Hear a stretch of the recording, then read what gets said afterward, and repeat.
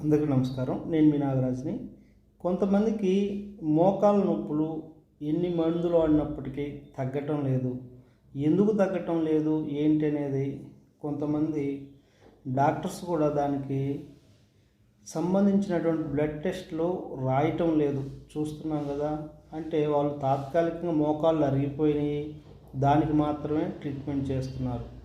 కానీ కొంతమందికి arthritis, rheumatoid arthritis, కీళ్ళవాతం అనే సమస్యలు ఉండటం వల్ల వాళ్ళకి పెయిన్స్ తగ్గట్టు, ఒకవేళ మోకాళ్ళలో అరుగుదల లేకున్నా కూడా మోకాళ్ళ నొప్పులు వస్తూనే ఉంటాయి. ఇలాంటి వారు కొన్ని బ్లడ్ టెస్టులు చేయించుకుంటే చాలా మంచిది.